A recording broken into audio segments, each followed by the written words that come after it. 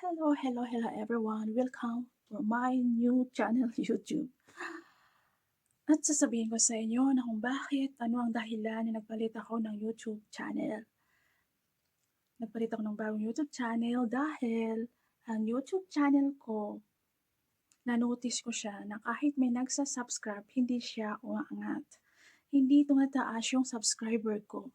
Kaya, kasi alam ko na may nagsa-subscribe.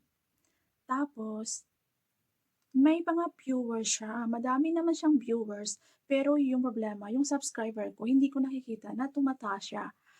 Tapos yung ganito, gumawa ako ng bago para na rin na makaumpisa, kaya gumawa ako ng bagong YouTube channel at ito gumagawa na naman ako ng bagong vlog para mai-upload sa bagong channel ko.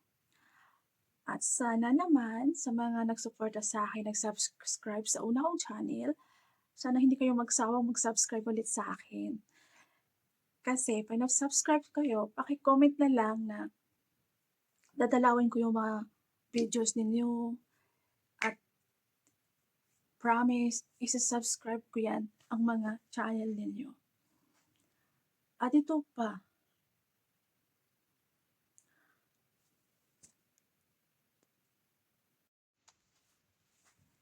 kaya ako nagtataka kung bakit ano nangyari yun sa YouTube channel ko. Bakit hindi ko nakikita na umaangat na kahit may nagsa-subscribe.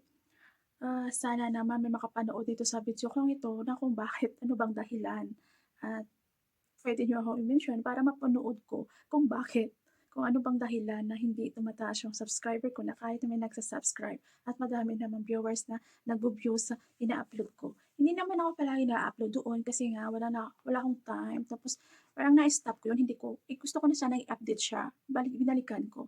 Kaya yun ang notice ko na parang wala hindi gumagana yung mga subscriber, parang gano'n, hindi siya umaangat.